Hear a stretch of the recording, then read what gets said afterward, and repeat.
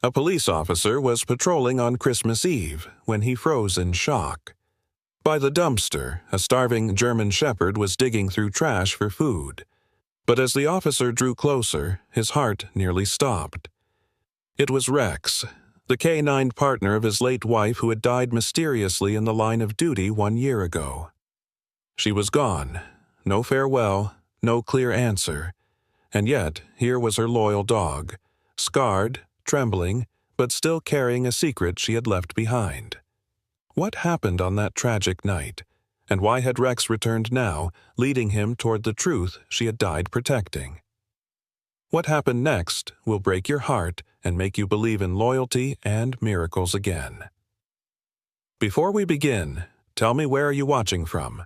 Drop your country in the comments. I'd love to see how far this story travels. The wind howled softly through the frozen streets of Maple Hollow, Wyoming, carrying whispers of snow across cracked pavement and bare pine trees. It was just past 11 p.m. on Christmas Eve. Most houses were glowing gently behind frost-covered windows, filled with the flicker of candles and the soft murmur of old songs. But the outer edge of town was a different story. Silent, cold, still. A black-and-white patrol cruiser rolled slowly along Lantern Drive, tires crunching over thin ice, engine humming like a lullaby for the lonely. Inside sat Ethan Cole, 35, a patrol officer with the Maple Hollow Police Department. He was a tall man with a narrow frame and broad shoulders, dressed in a dark navy uniform that now fit looser than it had a year ago. His short brown hair was combed but tousled at the ends, and a permanent shadow of stubble clung to his jaw. But it was his eyes, steel gray, tired, hollow, that revealed the most. Ethan was once the kind of man who remembered every name on his beat, who offered gentle nods to elderly neighbors, who stopped his cruiser so kids could cross the street without looking up from their snowballs. But now, he was a ghost in uniform. His wife, Anna, had died almost exactly 1 year ago, killed in a night raid gone wrong. A fellow officer, his partner in every sense. The details of that night remained foggy and incomplete. Ethan had been away on a statewide training course in Cheyenne when he got the call. He'd made it back in time to bury her, but not in time to say goodbye. No body cam footage, no official suspects, just a line in the report that chilled him. K-9 unit unaccounted for. That dog, Rex, had been Anna's trusted partner, a sable-coated German Shepherd trained to protect, detect, and defend. He'd been her shadow until that night. After the failed raid, he'd vanished, presumed killed or lost in the surrounding forest. There were no sightings, no sign. Ethan gritted his teeth as he turned down the alley behind Langley's Market, a long-closed grocery store where homeless drifters sometimes camped. His gloved fingers tapped nervously on the steering wheel. This stretch of road had been Anna's favorite. She used to say the back of Langley's smelled like old donuts, and she'd occasionally bring home a bent box of pastries the manager gave her for free. Ethan hadn't touched a donut since. The alley came into view, narrow, flanked by rusted dumpsters and the back door of the market, long padlocked shut. He slowed. Then he saw it, a figure small, hunched rustling beside a torn trash bag. He narrowed his eyes, shifting the cruiser into park. At first, he thought it might be a raccoon or feral cat, but as the figure moved, it became clear. It was larger, more deliberate. The motions weren't skittish, they were calculated. Ethan stepped out of the car. His boots struck the frozen ground with a muffled crunch, the cold immediately nipping at his neck. The night was quiet, save for the distant sound of wind and his own slow breath. He moved carefully, hand near his holster not out of threat, but habit. His flashlight beam sliced through the dark, glinting off the torn lid of the dumpster. Then the figure turned, and Ethan froze. It was a dog, a German Shepherd, badly underweight, its ribs visible even through a shaggy, dirt-caked coat. Its fur was streaked with silver and brown, heavy with mud and melting snow. One ear stood alert, the other bent awkwardly to the side. A long scar ran down the back of its right hind leg, like an old wound that never healed. The dog's head was buried deep in a styrofoam takeout box, licking remnants of something greasy and cold. Its tail didn't wag. Its eyes were sharp but dull with exhaustion. And then, Ethan's breath caught. His stomach turned as recognition slammed into him like a sledgehammer. Rex? The name rose from his throat before he could stop it, half choked, half spoken. His vision blurred. "No way," he muttered. "Rex?" The dog's ears twitched. Slowly, cautiously, the shepherd lifted his head, muzzle smeared with bits of rice and sauce. Snow clung to his whiskers. His eyes met Ethan's brown, deep and filled with something almost human. Recognition, hesitation, pain. Ethan stumbled forward a step, heart hammering. His boots crunched louder this time. The dog took a step back. "Easy. It's okay, boy," Ethan whispered, crouching down, his arms loose at his sides, palms open. "You remember me?" The shepherd tilted his head slightly. Then, slowly, he limped forward, one paw dragging faintly behind the others. His movements were cautious but not afraid, broken but not defeated. Ethan dropped to his knees on the frozen pavement. "Rex," he breathed again, the name tasting like ash and memory. The dog reached him and pressed his cold, wet nose into Ethan's chest. Ethan couldn't speak. His gloved hands trembled as he cradled Rex's scarred head, feeling the matted fur beneath his fingers, the jagged edge of the dog's wounded ear. Tears welled in his eyes before he realized they had arrived. For a year, he had buried everything: grief, anger, regret. But now, kneeling in the snow with the living piece of his wife's final night pressed against him, all of it returned. "How the hell are you still alive?" he whispered. Rex whined softly, leaning harder into his chest. The same weight Anna used to talk about, how he would rest his head against her ribs after every shift like he was grounding her, keeping her steady. The snow began to fall heavier now. Fat flakes settled on Ethan's shoulders, melted into Rex's coat. The cold didn't matter. Nothing did. Except that he had found him. Or, rather, Rex had found him. And with him, perhaps, the first thread of truth about what really happened that night Anna died. The door to Ethan's small apartment creaked open as he guided Rex inside, the warm air from the old radiator brushing against their frostbitten skin and fur. The space was modest: one bedroom, one couch, a kitchenette, but it was clean, quiet, and for the first time in months it didn't feel quite so empty. Rex walked slowly, his paws tapping softly on the laminate floor as he sniffed the corners with the wariness of a soldier returning to unknown territory. Ethan moved quickly, grabbing a towel and gently drying the wet clumps of snow from Rex's coat. He hadn't said much since their reunion behind Langley's Market, mostly because he couldn't find the words. His heart was still racing, hands still shaking from the shock of seeing Rex alive. The last memory he had of the dog was from Anna's locker photo.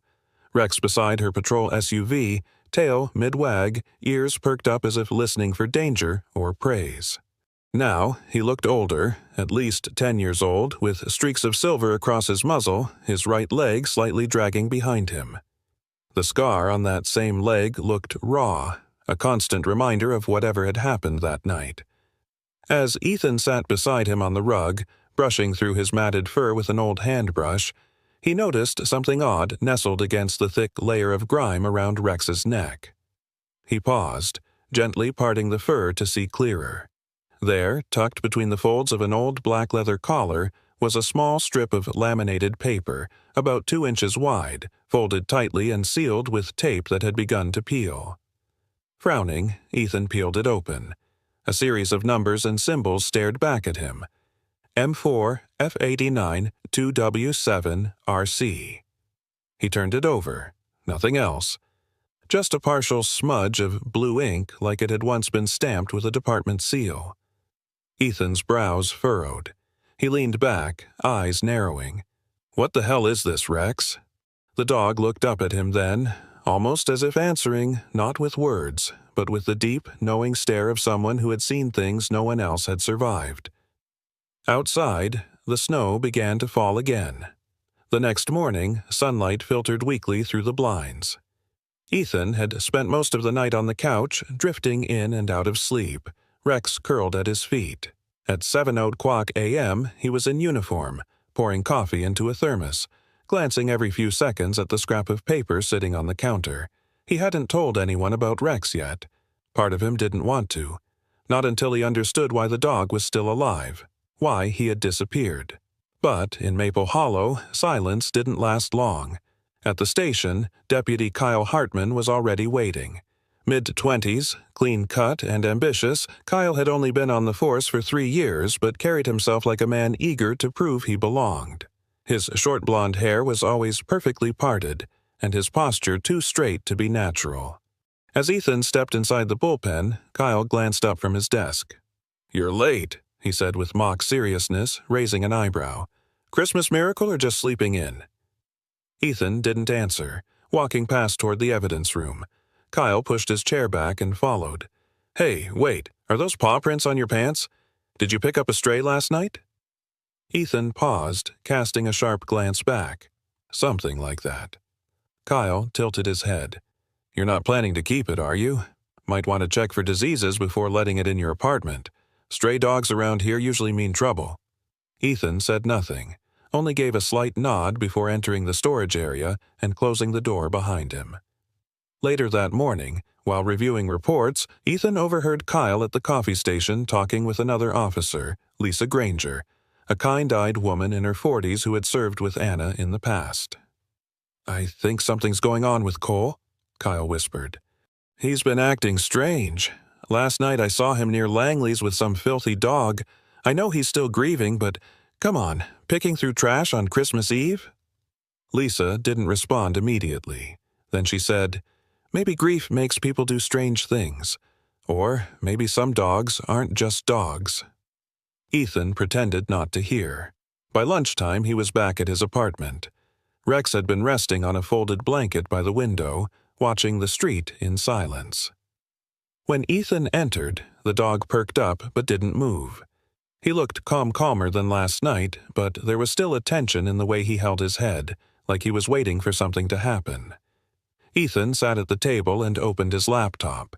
He typed the code from the caller into the department's restricted database using old logins from his time on Anna's narcotics task force. Nothing. Then he tried splitting the code. M4, F89, 2W7, RC. Each looked like unit or shipment codes. He added the term evidence logs.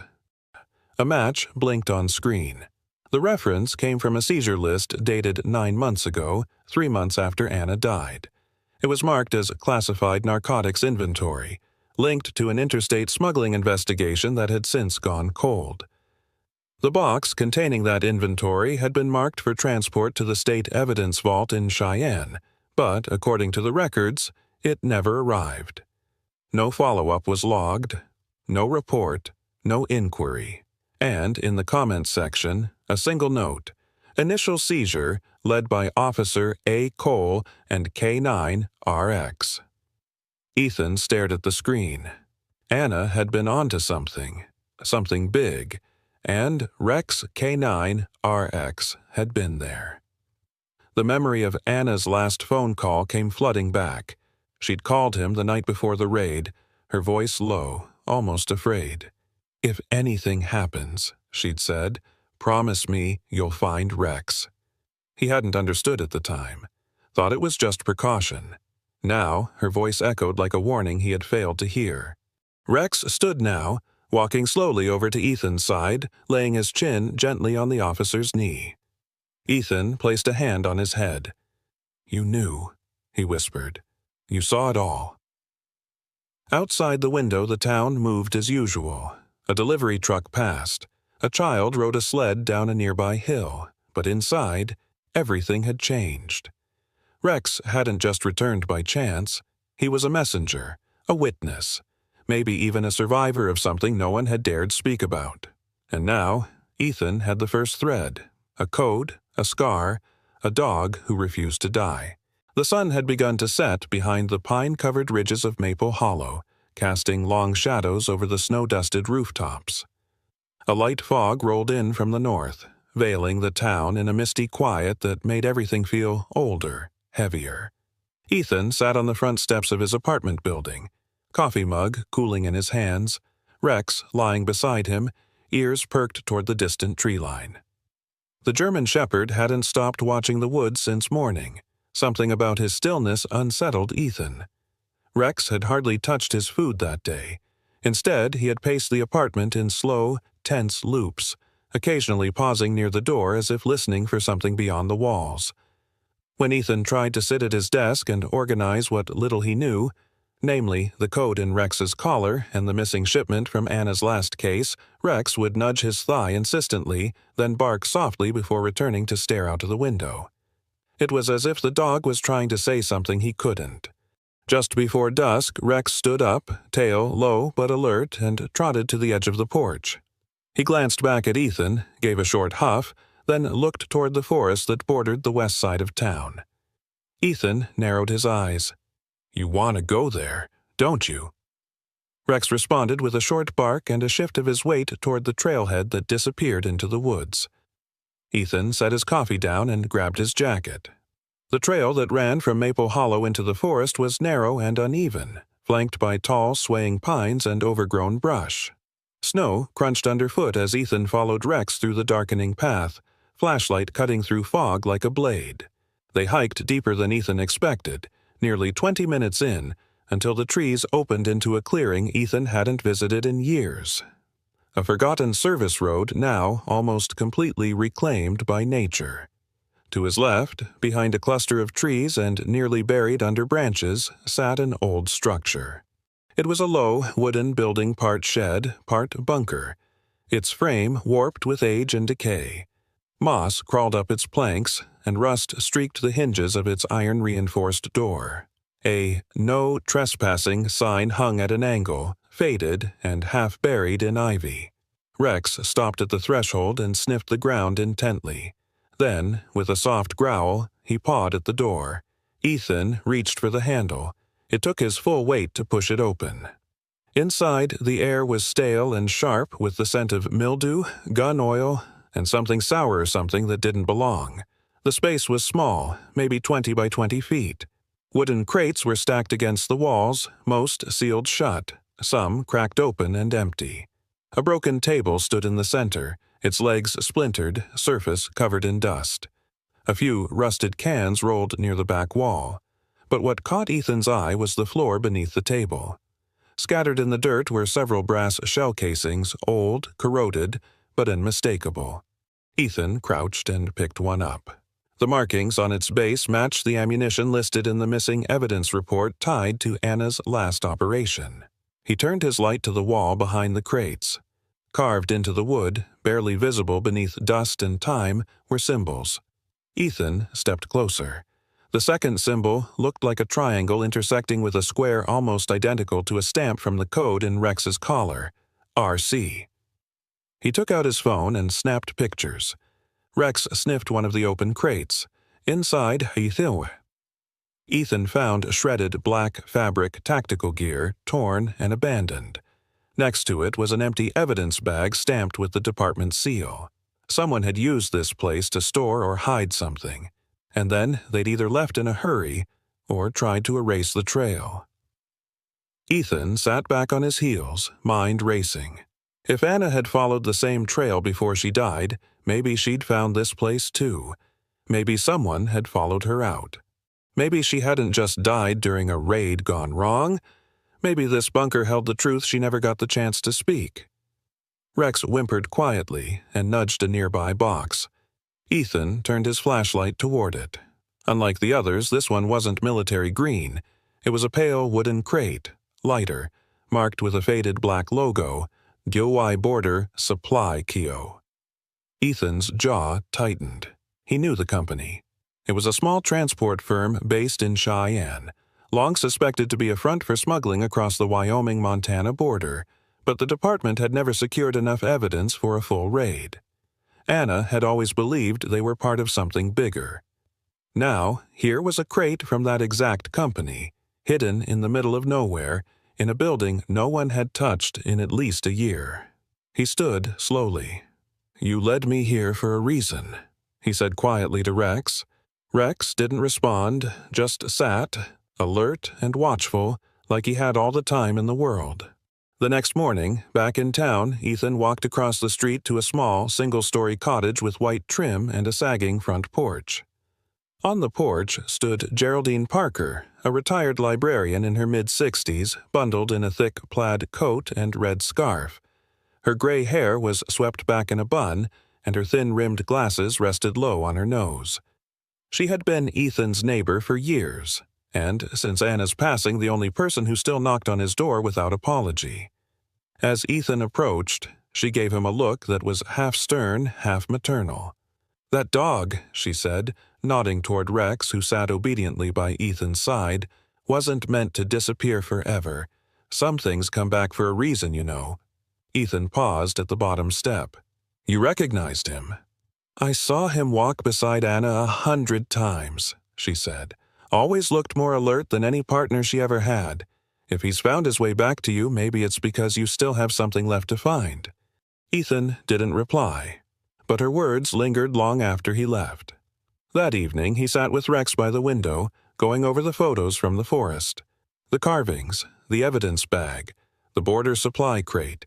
Everything pointed to a trail Anna had followed and died for, and now Rex had brought him to the same path. The dog was more than a survivor. He was the map. The next morning, Ethan sat at his desk in the precinct, the pale glow of his computer screen illuminating his tired face. The station was quiet, the holiday lull still lingering. His fingers hovered over the keyboard as he stared at the login prompt to the department's archived case system, a secure database that required supervisor clearance to access anything marked as closed and sealed. His gut twisted as he typed in the case number tied to Anna's last operation. Case 42A-101, Cole A. K9, RX, Narcotics Task Force, status closed, access restricted, supervisor authorization required. He leaned back in his chair, jaw clenched. Whoever had sealed the file had made sure it would stay buried. His badge number alone wouldn't get him in. He would need someone higher up. But after Anna's death, the department had grown quiet around him, friendly on the surface, but guarded underneath. The camaraderie he once shared with his fellow officers had turned into polite nods and short replies. Ethan glanced toward the window. Snow had started to fall again, light but persistent. He closed the terminal, shut off the monitor, and rose from his desk. Rex had been waiting in the car, restless since they left the forest yesterday. Something about that place had stirred something in the dog. Since then, Rex had remained on edge, pacing, ears twitching at every sudden sound. As Ethan opened the passenger door, Rex immediately stood, tail low but eyes focused. He sniffed the air, then let out a soft growl, as if urging Ethan to move. Instead of heading home, Ethan drove toward the outer edge of Maple Hollow, to a winding road that cut through the forest and led toward a long-forgotten farmhouse. It was a wide, sloping property with overgrown hedges, warped fencing, and a cabin that looked like it had once been proud, now sagged under the weight of time. This was the home of Sheriff Harold Boyd, now retired. Boyd had served as Maple Hollow's sheriff for nearly 3 decades. A stocky man with silver hair and a barrel chest, he had been known for his booming voice and iron-firm handshake.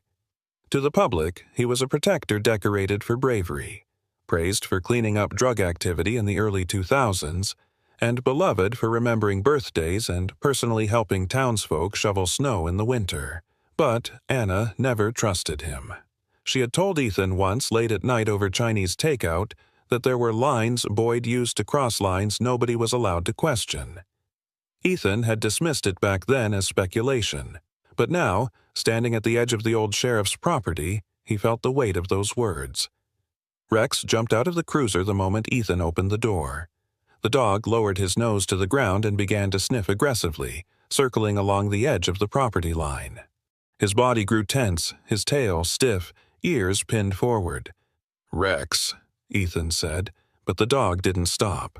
He followed Rex to the west side of the cabin, where an old woodshed sat half-sunken into the earth. Rex froze, sniffed the air, and suddenly let out a deep, guttural bark louder than Ethan had ever heard him make. Then another, and another. "Easy," Ethan whispered sharply, moving quickly to calm him, but Rex kept barking, teeth slightly bared, eyes locked on the shed. The front door of the house creaked open. Out stepped Harold Boyd, wrapped in a long wool coat, boots caked with snow. He still moved with the confidence of a man who thought he owned every room he walked into. His face was weathered, lined deep from age and hard winters, but his eyes, pale and sharp, hadn't softened one bit. "Well, well," Boyd said, his voice gravelly but amused. "Never thought I'd see you out here, Cole." Ethan stood straighter, hands at his sides. "Was out for a walk. Rex got interested in something." Boyd looked down at the barking dog. His mouth twitched slightly, maybe a smile, maybe something else. "That's a face I haven't seen in a long time. Thought the department said he died." "So did I," Ethan replied. Boyd took a step forward, his boots crunching hard into the snow. "Strange, him turning up now, on your doorstep, no less." "I'm starting to think nothing about that night was what it seemed," Ethan said, voice even. Boyd's eyes darkened. "That a suggestion, officer?" Ethan didn't flinch. "Just an observation." The silence between them was sharp, like a drawn blade. Then Boyd gave a soft chuckle, wiped snow from his mustache with a gloved hand. "You know, there are some ghosts better left alone, son. Dig too deep and you might find yourself buried alongside them." Rex let out another bark, stepping closer to the shed. Boyd's eyes flicked that way. Just for a second. Ethan saw it. Before he could say anything more, a car pulled up behind his cruiser. Deputy Kyle Hartman stepped out, looking uneasy. His coat was half-zipped, and his badge glinted beneath a loose scarf. Kyle looked between Ethan, Rex, and Boyd. "Didn't know you were out here," he said carefully. "Just taking a look around," Ethan said, his tone flat. Kyle stepped closer, lowered his voice. "This isn't smart, man. You know who he is. Sheriff Boyd practically built this town's badge. You start poking around here, people will think you're losing it." Ethan didn't respond. Kyle's voice lowered further. "I've heard what you're doing, digging up Anna's old files, asking around about the border stash. You're not going to like what you find. Trust me." Ethan's jaw tightened. "Maybe it's not about liking it." Kyle hesitated, then stepped back. "Don't say I didn't warn you." Boyd was still standing by his porch, watching like a hawk. He gave a short nod. "You boys take care now." Ethan said nothing as Rex growled one last time and turned back toward the car. The dog's body was tense the whole way home, eyes never fully relaxed. Ethan knew what it meant. Rex had caught the scent of something, and that something was familiar from the night Anna died.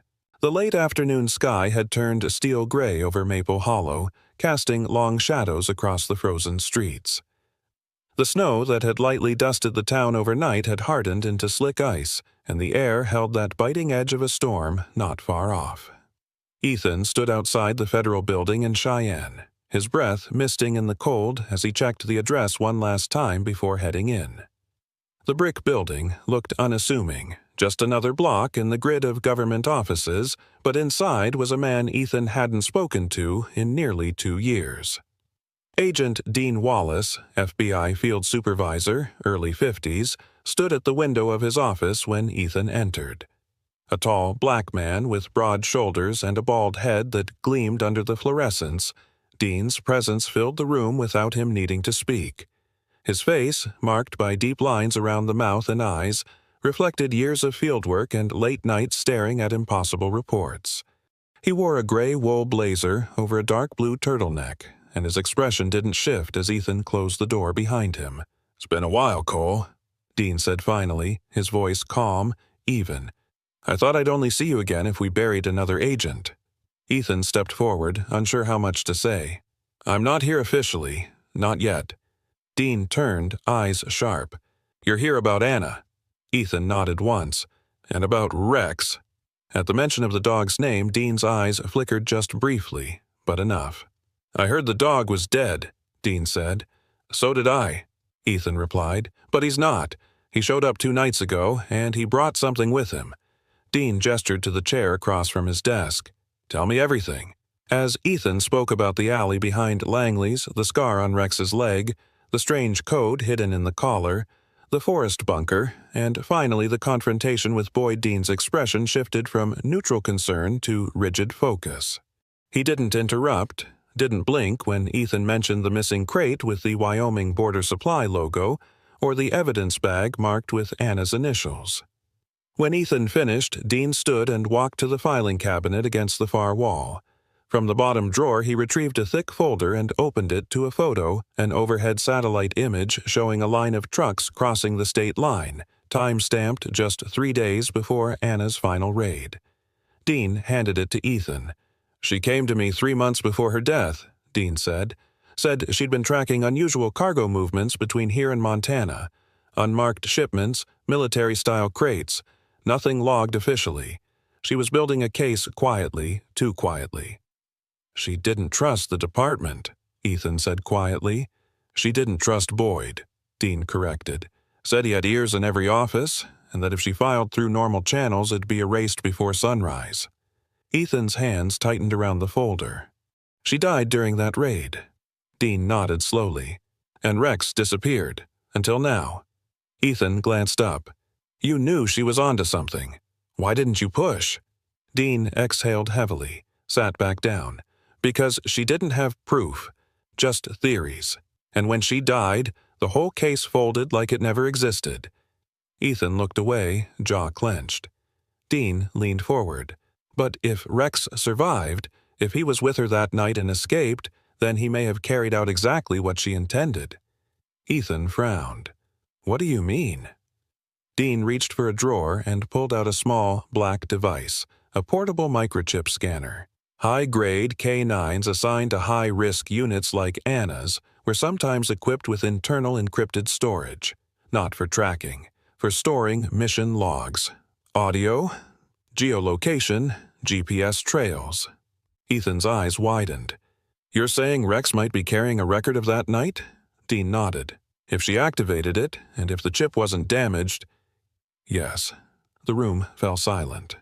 Back in Maple Hollow later that night, Ethan returned to his apartment, Rex greeting him at the door with a soft tail wag.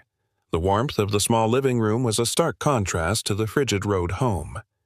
Geraldine's voice came from behind him before he even turned around. "You don't knock anymore," Ethan said without looking. Geraldine Parker, wrapped in a thick maroon shawl, stood in his doorway with a casserole dish in hand and that usual mix of annoyance and affection in her eyes. "I bring dinner, you bring answers. That's our deal, isn't it?" He allowed a small smile as she entered and set the dish down, but her eyes moved quickly to Rex. "He looks better. Still haunted, though." Ethan nodded. "We both are." She sat at the kitchen table and waited for him to do the same. Her tone shifted. "I meant to tell you something yesterday, but I wasn't sure it mattered. Now, maybe it does." Ethan sat across from her, listening. "I've volunteered at the elementary school library for years. You know that," she began. "But last spring, something strange started happening.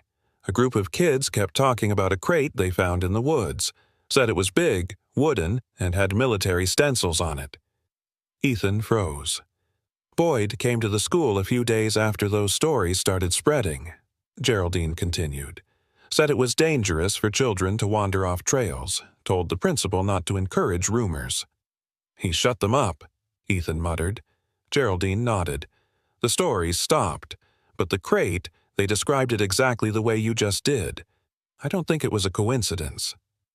Rex walked over and rested his head on Ethan's knee. Ethan rubbed the dog's ears slowly. "Anna must have found one of those shipments near the school trail system. Maybe she followed it from there to the bunker. And if Boyd was watching her," Geraldine said carefully, "he might have known she was getting close." Ethan stood and paced to the window. Snow had started falling again, soft and slow. Across the street, porch lights flickered on like quiet sentinels. He turned back to Geraldine. "I need to know what Rex remembers," he said, "and I need Dean's help to get it." Geraldine's voice was quiet. "You're not just chasing a ghost anymore, Ethan. You're chasing a truth someone buried deep." Outside, Rex lifted his head toward the window, ears twitching, as if he, too, remembered something that had been hidden far too long. The storm hit Maple Hollow just after dawn. Thick snow fell in heavy sheets, blanketing the town in white and muffling every sound beneath a curtain of quiet. Ethan's truck rumbled along a back road barely visible beneath the accumulating powder, tires crunching through drifts. Rex sat in the passenger seat, eyes alert, nose twitching. The German shepherd hadn't taken his gaze off the forest since they left town. In the back seat sat Agent Dean Wallace, bundled in a black parka and jeans, his calm expression betrayed only by the way his hands tightened occasionally on his phone. Dean had agreed to come with Ethan without hesitation. He had brought a compact field kit flashlight, weapon, a backup radio, and, most importantly, the portable chip scanner, now tucked inside his coat. The plan was simple. Return to the forest bunker Ethan had found days ago, follow Rex's lead, and uncover what Anna might have been chasing before it cost her everything. They pulled up to the clearing just after 8:20 a.m. The sky was low and gray, thick with snow. The entrance to the bunker was almost invisible under the snowfall, but Rex jumped down from the truck and led the way without pause. His movements were no longer hesitant. He walked with purpose. The inside of the wooden shack was colder than Ethan remembered. Dean swept his flashlight over the crates and debris, scanning for signs of movement, anything disturbed since Ethan's last visit. Rex circled the far wall, then began to paw at a stack of crates near the corner. Dean stepped beside the dog and crouched low. He's tracking something. Ethan helped clear the crates, revealing what looked like a solid wooden floor, except for a faint outline, almost like a seam, running along the planks. Dean ran his hand across the edge, then tapped lightly. The hollow sound answered back. "A hatch," he said. Ethan pulled a pry bar from the toolkit in the truck. It took effort and leverage, but eventually the trapdoor gave way with a groan, revealing a short staircase descending into darkness. A gust of frozen air rose from below, thick with mildew, metal, and something acrid. They descended slowly, flashlights cutting through the shadows. The hidden room was no more than 15 feet wide, lined with metal shelves. On those shelves were black duffel bags, open crates, and steel cases. Inside were guns, AR-15s, Glocks, sniper rifles, many still wrapped in plastic. But it wasn't just weapons. There were maps, shipping manifests, names typed on yellowing paper, some of them circled in red ink. Dean opened a folder marked Distribution, MH South. Inside were photos of the buildings across town, including Langley's Market, the elementary school loading dock, and even an aerial shot of the sheriff's station itself. "Jesus," Dean muttered. "She was right. It was all right here." Ethan stared at a second folder, hands trembling slightly. He flipped it open and found a photo of Anna taken from a distance, blurry, but clear enough to see her face. The folder was labeled Surveillance Cole. "She was being followed," Ethan said. Rex stood still as stone, ears back, tail low. He emitted a soft growl that made both men look up. From above, the sound of heavy footsteps echoed. The door slammed shut. Ethan reached for his gun. Voices rose outside, the trapdoor muffled, but close. Then came the creak of floorboards and boots shifting above them. Dean whispered, "They're here." A shadow passed over the hatch. Then the door ripped open, revealing Sheriff Harold Boyd, standing over them in a long black coat. Snow clung to his shoulders. He held a rifle at his side. Behind him stood two men, both tall, both in heavy tactical gear, faces obscured by balaclavas. They flanked the opening, weapons ready. Boyd's voice was calm. "I warned you, Cole." Ethan stepped forward, gun lowered but eyes fixed. "What the hell is all this, Boyd?" Boyd looked around the hidden room with a trace of amusement. This is insurance, control. And once upon a time it was opportunity." "You killed her," Ethan said. Boyd didn't blink. "She was about to destroy everything. You think Anna was the first? She was just the one who got too close." Dean shifted beside Ethan. "This is federal jurisdiction now, Boyd. You're not walking away from this." Boyd smiled faintly. You think I care about federal anything? You're already dead, Wallace. You just haven't felt it yet. He raised the rifle. And that's when Rex moved. The German Shepherd let out a feral growl and lunged up the stairs, knocking one of the masked men sideways. The man's gun went off in a wild arc, slamming into the ceiling as he hit the wall. Boyd stumbled back, raising his weapon to shoot, but Rex was already leaping again, straight for Boyd's arm. The rifle went off. The shot missed Ethan by inches. Ethan dove, slamming into the second man as Dean grabbed the first attacker's weapon. A struggle broke out. Snow, shouting, fists and boots scrambling against frozen ground. Boyd yelled. Rex's jaws locked onto his forearm, pulling him down. Blood soaked his coat as the rifle fell from his grip. The fight was quick but brutal. Dean fired a warning shot into the air. "Everyone down!" he barked.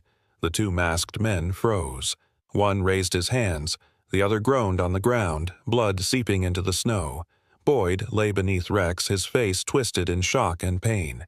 Rex stood over him, chest heaving, tail rigid, ears alert. Dean snapped a pair of cuffs onto Boyd's good wrist. "You're under federal arrest." Ethan knelt beside Rex, hands shaking. "You okay?" Rex looked up at him, panting hard, eyes wild but alive. "You saved my life," Ethan whispered. And somehow, in that moment, he could almost hear Anna's voice. The courtroom in Maple Hollow had never seen so many people. A modest, century-old building with fading green shutters and creaky pinewood floors, it stood as both a symbol of justice and small-town pride. But on this particular morning, it had become something else entirely, a reckoning. Ethan stood near the front, his uniform pressed, his jaw clenched.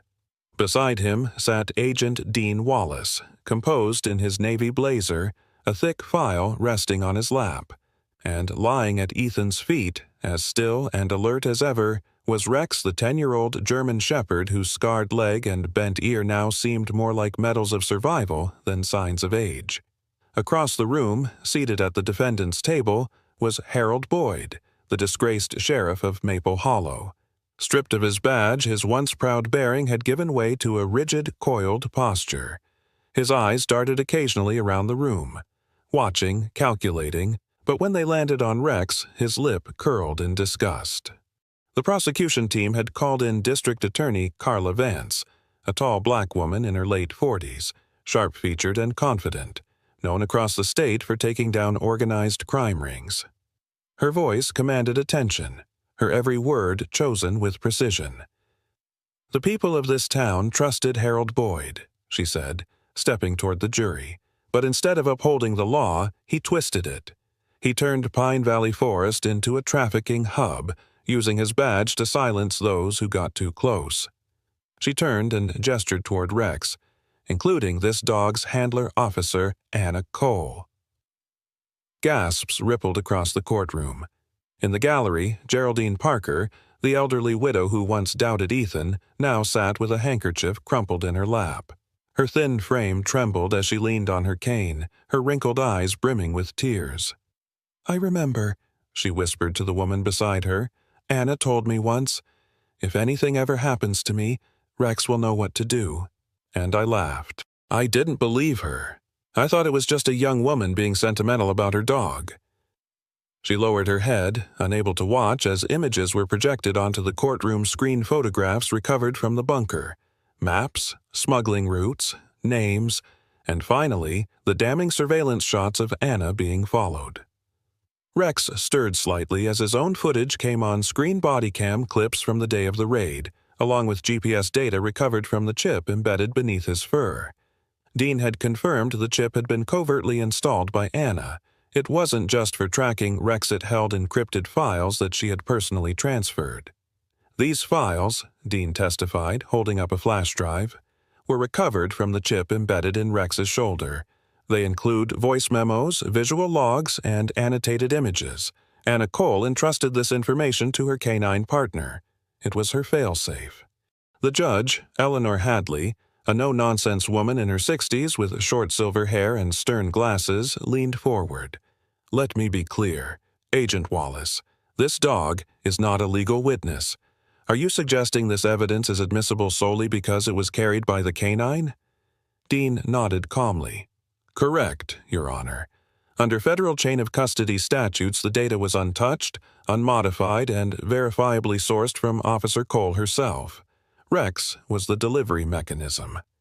Judge Hadley nodded, lips tight. Then proceed. The courtroom fell into a hushed silence as the audio files began to play.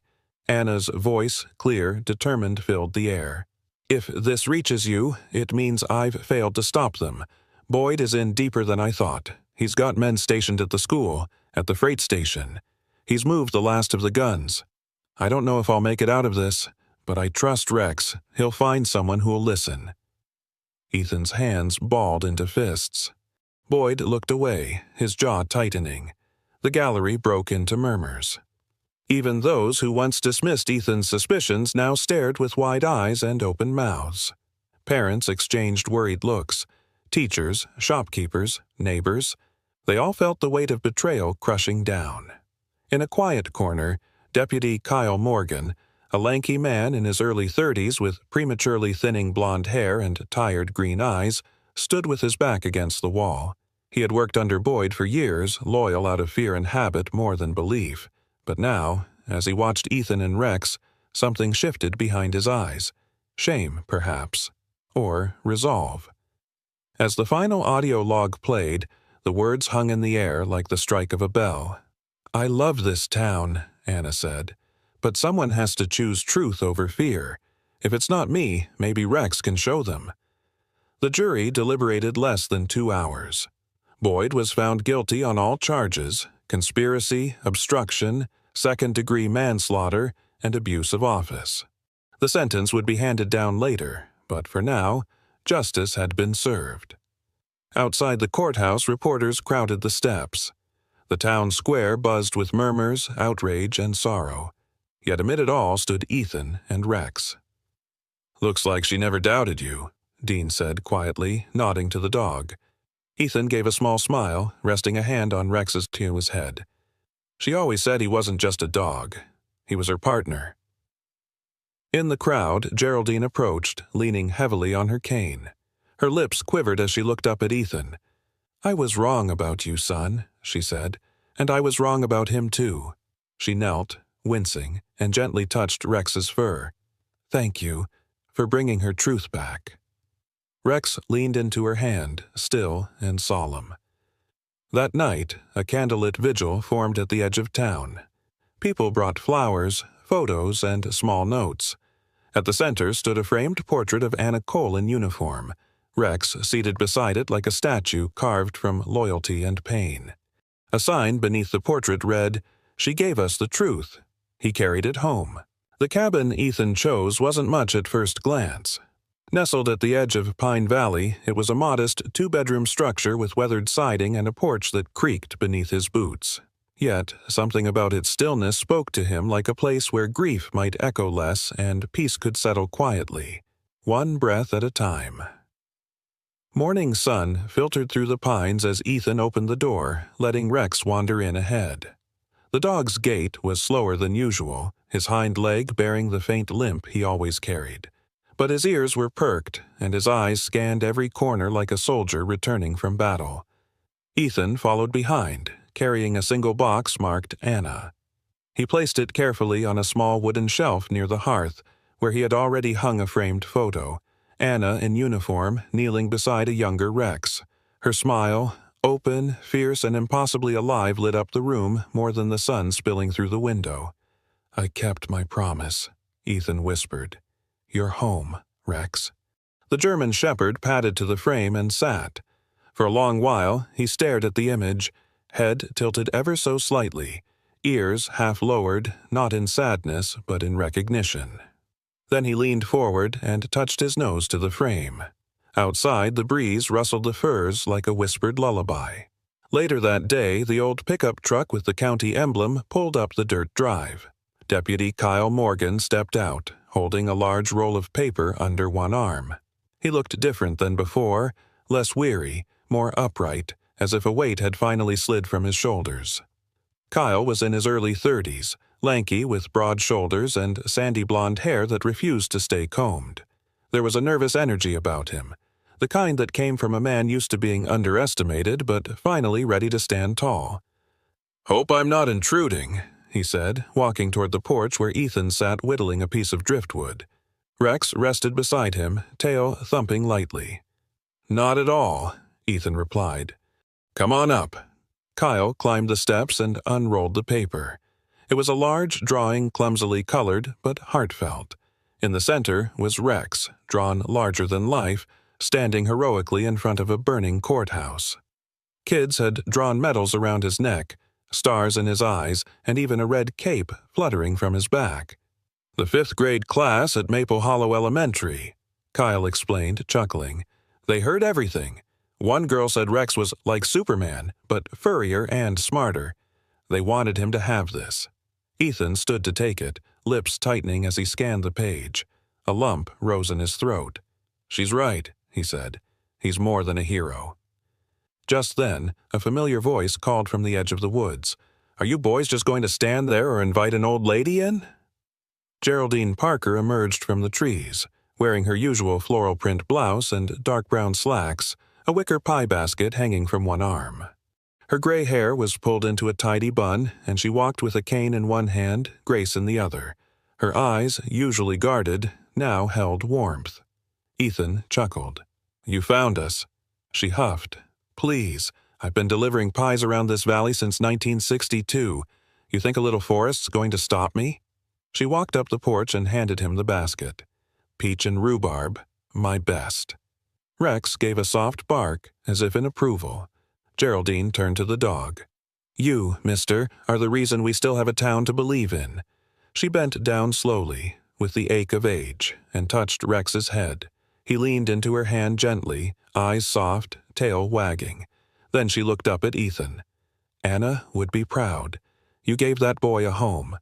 She gestured to the cabin, then to Rex. "And you gave her story an ending it deserved." Ethan swallowed hard. "I still think about what I missed. If I had just been there—" She interrupted with a firm shake of her head. "No, don't. You did what mattered. You stood by her memory. You stood by him, and now—" She glanced around the porch, at the trees, at the photo in the window. "You have a family again." A quiet settled over them. Not uncomfortable, not empty, just peaceful. That evening, Ethan lit a fire in the hearth. The smell of smoke mingled with cinnamon and rhubarb as the pie cooled on the counter. He placed the drawing from the children on the wall above the fireplace, beside Anna's photo. On the opposite wall, he hung Rex's old collar, the one Anna used during training days, polished and worn. Rex lay curled at the hearth, warmth soaking into his aging bones. His ears twitched now and then, reacting to the cracking fire, the sigh of pine branches outside. Ethan sat nearby, a steaming mug of coffee in hand. He didn't speak. He didn't need to. Because in that cabin, in the hush between memories and healing, there was no need for words. There was only the flicker of flame, the slow exhale of forgiveness, and the steady heartbeat of something new. Sometimes the greatest miracles don't come with thunder or lightning, but in the quiet return of a loyal dog, in the embrace of an old friend, in the flicker of hope after long darkness. Rex didn't just lead Ethan to the truth, he led him back to faith, to love, to family. This story reminds us that even in the ruins of loss, God is still writing a new chapter. What feels like the end may be the very place where healing begins. When we least expect it, a door opens, a heart softens, and grace walks in sometimes on 4 legs. So, if you believe that God still works through the broken, the forgotten, the brave, and the loyal, drop an amen in the comments. Let's fill this space with faith. May the Lord bless you and your loved ones with protection, comfort, and second chances. Don't forget to like, share this story with someone who needs hope today, and subscribe for more real-life stories that will move your heart. Tell us in the comments. Has there ever been a moment in your life that felt like a miracle? We'd love to hear it. May God bless you always. Amen.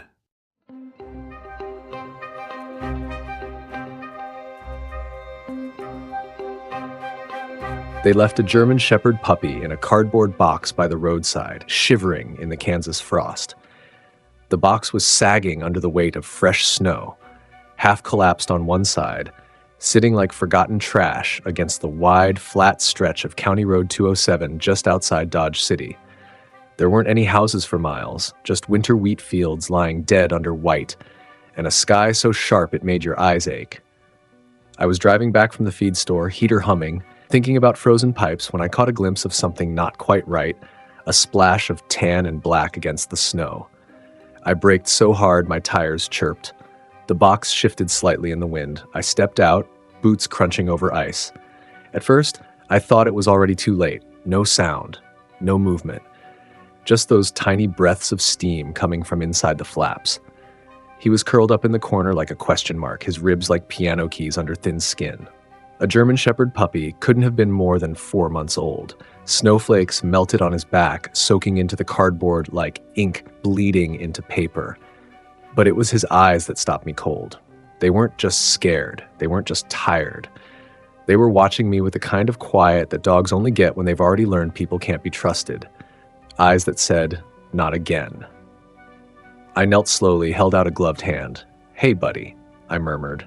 "You don't gotta be scared." But he flinched like I'd raised a fist.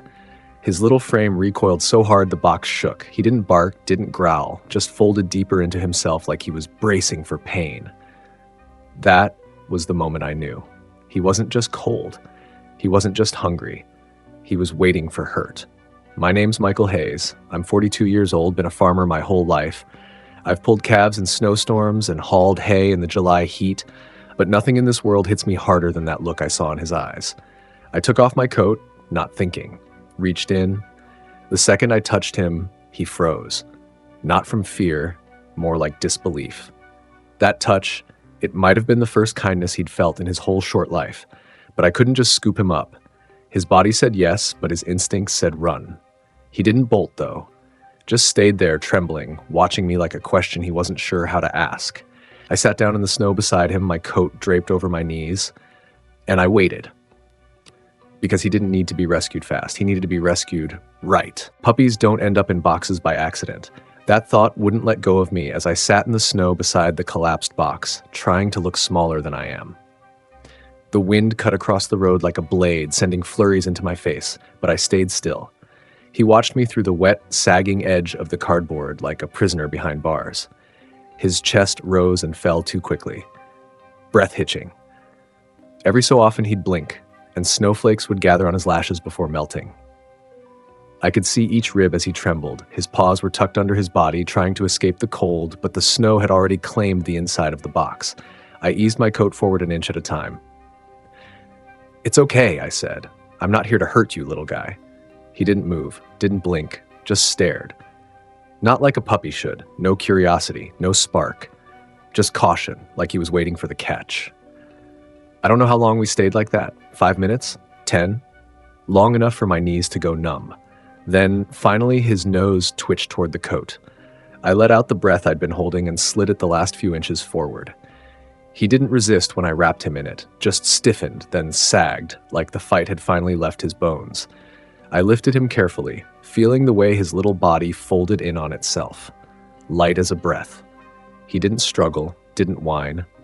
Just pressed his head into my arm like he couldn't tell if this was a dream or a trap. Inside the truck, I cranked the heat and placed him gently in the passenger seat, still wrapped in my coat. He didn't move, just kept those eyes on me, unblinking. I kept glancing at him as I drove. I wanted to say something. Anything. But what do you say to a puppy someone threw away like trash?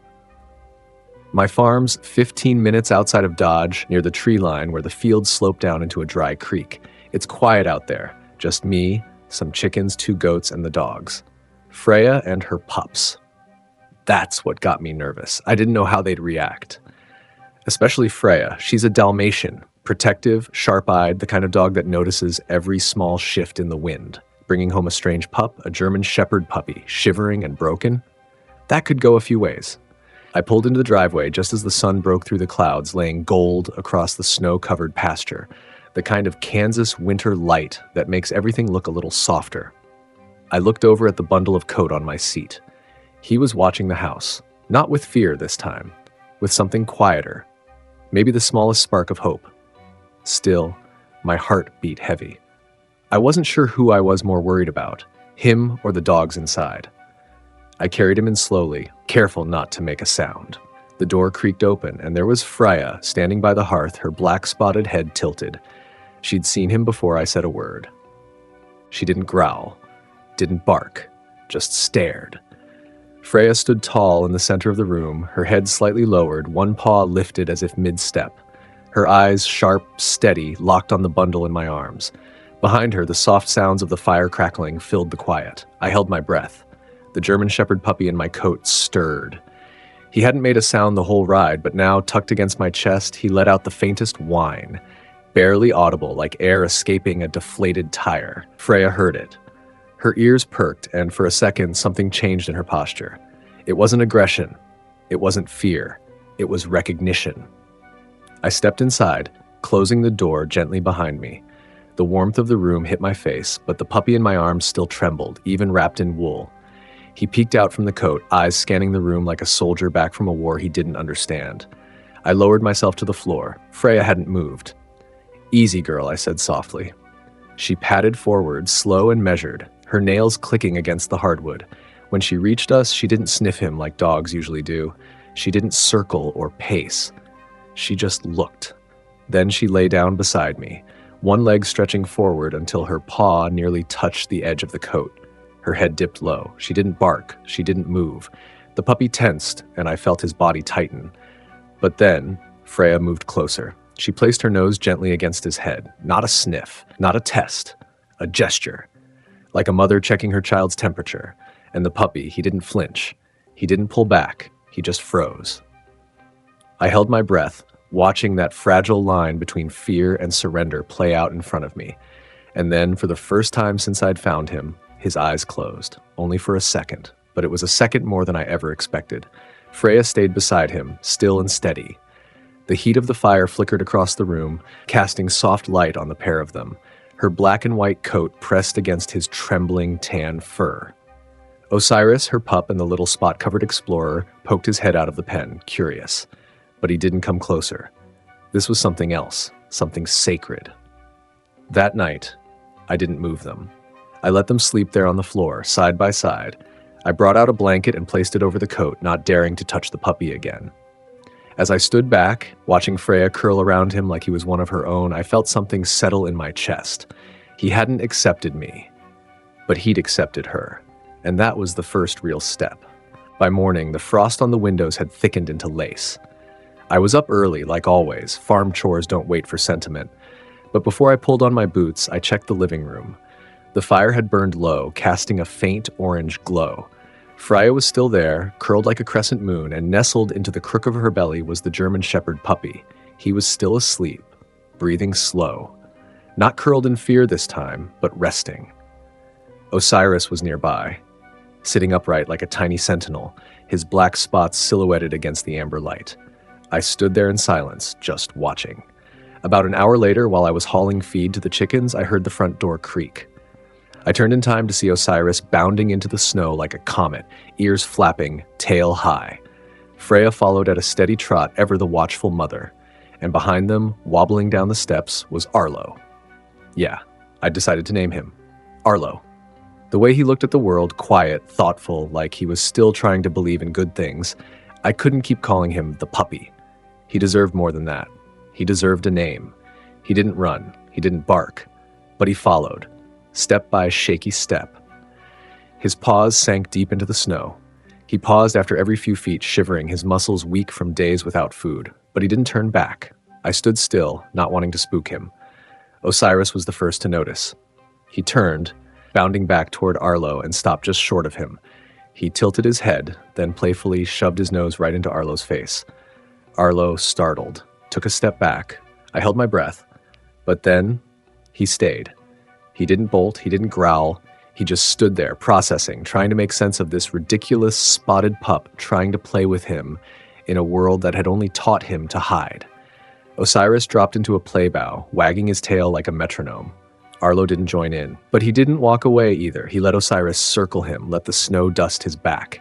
He watched as Freya barked once in the distance, calling Osiris to chase her. The little Dalmatian puppy took off, leaving Arlo standing there in the hush of the field. Then slowly Arlo turned toward me. Our eyes met. I didn't move, didn't speak, and he took one more step forward. It wasn't playful, it wasn't confident, but it was forward. And after what that little pup had been through, forward was everything. That night, I watched him eat like it was a race against time. Arlo stood over the metal bowl with his legs spread wide, shoulders hunched, tail tucked so tightly it nearly touched his belly. Every few seconds, he'd pause mid-bite and jerk his head up, scanning the room like someone might take it all away. I'd seen hungry dogs before, farm strays, rescues. But this was different. He wasn't just eating, he was surviving. He didn't chew, just swallowed. Each mouthful disappeared like he didn't believe there'd be another. His eyes flicked between Freya, Osiris, and me as if waiting for someone to say no to knock the bowl away. Freya didn't move. Instead, she stood beside him and nudged her own bowl closer, letting him decide. And he did something I'll never forget. He paused, looked at hers, then at her, then back to his. He didn't take her food, but he left 2 bites in his own bowl. Like some part of him remembered what it meant to share, even if the instinct had been buried under cold and fear. Later that evening, I laid out an old quilt in the corner by the stove, where the floor stayed warm. Freya took her spot first, curling in that tight little arc she always made. Osiris flopped beside her with all the grace of a dropped potato sack. Arlo stood at the edge of the blanket. He watched them for a long time. His paws shifted, once, then again. He took a step, then another. Then, slow as dawn, he curled up at the far corner of the quilt, close enough to feel their heat, but far enough to escape if trust turned into trouble. I didn't say a word, just sat at the kitchen table with a cup of coffee gone cold, watching the 3 of them breathe in rhythm. It was the first time he'd rested beside them. No chains, no commands, just choice. And as the fire cracked behind me and the wind howled outside, I realized something simple and true. He wasn't just surviving anymore. He was beginning to belong. The next morning, the snow had stopped, but the cold was sharper. One of those Kansas days where the sky is blue like glass and the air bites through your jacket no matter how thick it is. I opened the front door and Osiris bolted out like a shot, bounding into the snowdrifts with that joyful, aimless energy only a puppy can summon. Freya followed behind, calm and sure, her paws barely leaving prints. Arlo stood just inside the doorway, hesitant. His ears twitched at the wind. His paw lifted, then retreated. The snow out there was deep, uneven. It looked like too much. But Osiris noticed. He spun back and ran up to the door, hopping in place, tail swinging like a flag. He barked once, short and high-pitched, as if to say, "Come on, slowpoke." I watched from the porch, pretending I wasn't watching at all. Arlo stepped outside. Just 2 paws, then stopped. Osiris dropped into a bow again, sprayed snow with his front legs, then darted off in a loop and came right back. Arlo took another step, then another, and suddenly, he was running. It wasn't graceful. His legs tangled once in a drift. He tripped and face-planted into a patch of crusted snow. I winced, but he didn't cry. He didn't freeze. He stood up, shook himself off like a proper little mess of fur and stubbornness, and tried again. He was clumsy, and his back legs still looked shaky. But he ran. Not away, not in fear. He ran because he wanted to. Freya trotted past, her tail brushing his side like a silent reassurance. Osiris leapt and spun around him in wide, wild loops. And Arlo, he barked, a soft, scratchy thing, like his voice had forgotten how to work. But it was there. I leaned against the porch post and let my breath fog out in front of me. "That's it, buddy," I murmured. "That's how it starts." That was the moment I knew he wanted to live. Not just stay alive, live. That afternoon, the wind died down, and the sun finally broke through, a rare warmth spilling across the snow-covered pasture like spilled honey. I was splitting firewood behind the barn when I noticed Freya lying in her usual spot by the porch steps, her head resting on her paws, eyes half closed in that calm, eternal way of hers. And right there, curled beside her, was Arlo. Not at the edge of the blanket, not watching from a distance. Pressed against her ribs, his head tucked under her chin like it had always belonged there. Freya didn't move, just breathed, and Arlo matched her breath for breath. Osiris came bounding out from around the side of the house with a stick twice his size, tail sweeping joy into the wind. He skidded to a stop, dropped the branch, and plopped down right on top of Arlo's back like he'd done it 100 times. I winced, ready for Arlo to flinch, to snap, to pull away, but he didn't. He shifted, blinked, and let out a soft huff through his nose, then stayed. No tension, no retreat. He simply allowed himself to be part of them. I walked over, slow, kneeling beside the three of them. Arlo looked up at me, and for the first time his eyes didn't ask why. They just looked, like he wasn't waiting for the other shoe to drop. Like maybe, just maybe, this wasn't temporary. I reached out a hand. He met it halfway. A soft nudge of his nose into my palm. No fear, no hesitation, just trust. My throat tightened. You don't earn that kind of trust. You wait for it. You show up every day and you let them decide when you're safe. Freya licked the top of his head once, slow and deliberate. And Arlo, without thinking, leaned into her, curling closer like he knew exactly what that meant. Family isn't something you're given. It's something you grow into. And Arlo, that scrappy little German Shepherd puppy who once flinched at kindness, was finally letting himself grow. Later that week, a storm rolled through. Nothing major, just wind and sleet rattling the roof like a warning. I was in the barn, tightening the latch on the goat pen, when I heard the sudden slam of the front porch door. Loud, sharp, final. It was just the wind, but I knew the sound would hit him like a shot. I dropped the wrench and ran. By the time I got back to the house, the door was wide open, swinging in the gust. Freya was already on her feet, ears pricked, tail stiff. Osiris paced in nervous little circles near the hearth, glancing toward the hallway. But Arlo was gone. I didn't call out, not yet. I knew better.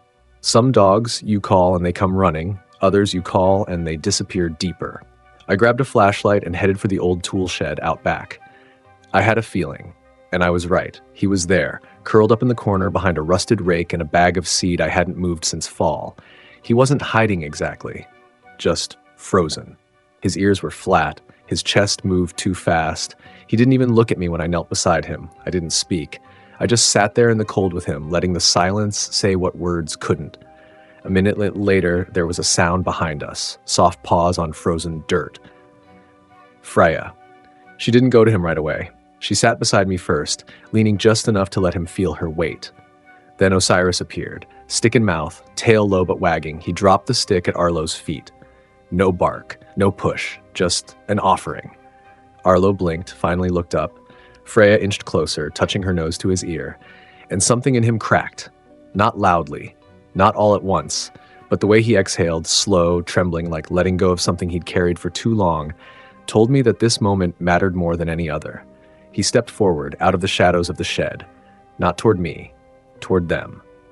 That night, while I sat at the kitchen table drying my boots, I realized something I hadn't dared admit before. Those dogs were healing him in ways I couldn't. I could offer food, shelter, safety, but they were giving him language, belonging, memory, things I couldn't manufacture, only witness. The snow had started to melt by the end of the week, leaving the fields soft and patchy, full of mud and cold puddles that Osiris treated like treasure maps. The air smelled like thaw, wet bark, earth, and the sharp scent of wood smoke clinging to my jacket. That morning, I watched from the porch as Osiris darted across the yard with a crooked stick clenched proudly in his mouth. He paused halfway, turned, and tossed it toward Arlo. It landed awkwardly at his paws. Arlo just stared at it, then at Osiris, then back at me. I didn't move, just leaned on the railing, sipping coffee, heart thumping like I was watching a miracle in slow motion. Osiris barked once, not demanding, encouraging. He pawed the stick closer. Arlo blinked, ears twitching. He looked like he was solving a riddle written in a language he almost remembered. And then he lowered his head, gently grabbed the stick in his mouth, and stood still for a long, frozen second. Osiris spun in place, kicked up a flurry of mud, and took off down the field with a wild yip. He stopped 20 feet away, wagging hard, waiting. Arlo watched him. Then, with a twitch of hesitation and a quiet kind of courage, he ran. Not fast, not smooth, but he ran. He held that stick like it meant everything, and in that moment, maybe it did. When he caught up, Osiris barked again and danced around him in wild loops, thrilled like only a puppy could be. Arlo dropped the stick and barked back. Not a whine, not a flinch. A real bark, cracked and clumsy and beautiful. Freya trotted up behind them and gave a single approving huff. Then all three of them took off again, chasing nothing and everything across the thawing pasture. I sat down right there on the porch steps, the coffee forgotten, steam curling up into the morning air. That was the first time I saw Arlo run like a puppy should, like someone who hadn't been discarded. Like someone who finally understood that joy didn't need permission, just a reason, and a little space to believe. That evening, the sky turned to fire, deep amber stretching into plum as the sun dipped low behind the grain silos. I was bringing in hay, the dogs were sprawled in the last slant of warmth by the porch, and for a moment, everything felt still. Then the screen door slammed. Not just closed, slammed. The wind caught it hard, and it snapped like a gunshot against the frame. The world flinched. So did Arlo. He bolted upright, eyes wide, breath stuck in his throat. For a second, I saw the old him, the one from the roadside, the one waiting to be hurt again, his legs tense like he might run, not from danger, but from memory. But this time, he didn't run away. He ran toward something, toward her. Freya lifted her head as he scrambled to her side, trembling, not knowing where to put his fear except into the space beneath her chest. She didn't move right away, just looked at him. Then slowly, she draped one paw over his back, soft, steady, claiming. Osiris noticed, trotted over, and curled his body against Arlo's other side like a patchwork blanket of black and white spots. Arlo didn't shake as hard after that. Didn't pull away. He closed his eyes, let out a breath that came from someplace deep, and stayed. I stood frozen on the porch, a bundle of hay in my arms, watching this quiet act of rescue unfold without a single word. The wind still howled across the pasture. The door creaked open again, but none of them moved. They'd built their shelter in each other now. Arlo had found his answer, not in me, not even in safety, but in the certainty that when fear came, he wasn't alone anymore. He chose them, and they chose him. And from that moment on, no door, no wind, no ghost from the past could take that from him. That night, I didn't sleep much. Not because anything was wrong, just the opposite. I sat by the window, lights off, a mug of something warm in my hands, watching the snow fall quiet over the fields. The house creaked in the kind of way old farmhouses do when they're holding secrets too gently to spill. Behind me, the fireplace hummed low, casting long shadows across the wooden floor. Freya had claimed her usual spot on the rug, limbs stretched, chest rising slow and steady. Osiris was curled against her side like always, back legs twitching in some puppy dream. And in the middle of them, tucked in like he was born there, lay Arlo. His coat, darker than theirs, looked like burnt copper in the firelight. No spots, no patches, just strong lines and soft edges. He wasn't spotted, but he belonged. One of his paws rested against Osiris's neck. His head lay across Freya's shoulder. His body was limp, not from exhaustion, but trust. Deep, complete, undeniable trust. I don't know how long I stood there. Could have been 5 minutes or an hour. But I watched him breathe. Not the shallow, skittish breaths from those first days, not the guarded stillness of survival. This was peace. His chest rising slow, his ears flicking only when the logs popped. No tension in his body, no fear in his face. I thought about that box on the side of the road again, about the way he'd looked up at me, eyes wide, ribs showing through frost-damp fur. And I thought about now, about how far he'd come in the span of one winter's mercy, about how it wasn't me who got him there, but them. The quiet patience of a mother who'd already known loss, the wild joy of a brother who didn't see brokenness, only play. And somewhere between them, Arlo had stitched himself whole. I whispered his name once, barely more than breath. He didn't wake, didn't stir, just breathed. And in that simple, perfect moment, I knew he was home. Family isn't about bloodlines. It's not about matching coats or shared history. It's not something you're born into. It's something you grow into, one choice at a time. Arlo wasn't supposed to survive. A 4-month-old German Shepherd puppy tossed in a box like garbage, left to freeze on a roadside outside Dodge City, Kansas. No food, no warmth, no reason to trust again. But he did. He found a place that didn't ask him to be anything more than what he already was. Scared, quiet, but still trying. And in return, he found a mother who never questioned his worth. He found a brother who never saw him as broken. And somewhere in between, he found himself. I've seen a lot of winters out here. Long ones, cruel ones. Years that strip the land down to its bones. But I've never seen a season turn softer than the one that brought Arlo home. Because healing doesn't always look like a miracle. Sometimes it's a Dalmatian licking your ear when the wind is too loud. Sometimes it's a stick dropped at your feet. Sometimes it's a warm place in the middle of the night where no one expects you to be perfect, just present. This little guy's journey from abandonment to rehabilitation shows how important nonprofit rescue groups really are. It's these second chances, the quiet ones, the unglamorous ones, that change everything. Caring for a rescued puppy is more than love. It's responsibility. It's pet care. It's showing up day after day, even when they flinch, even when they don't trust you yet, even when they've forgotten how to play. Because one day they remember. One day they run. One day they sleep so soundly on your living room floor, you forget they were ever afraid of doors. Arlo reminded me of something I hadn't felt in years. That sometimes all it takes to save a life is to see it, not fix it. Not force it, just see it and stay close. If this story made you feel something, if it reminded you that kindness still matters, then don't keep it to yourself. Share it.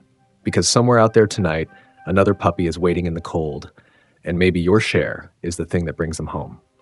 Join our Brave Paws family. Be their voice. Be their hope.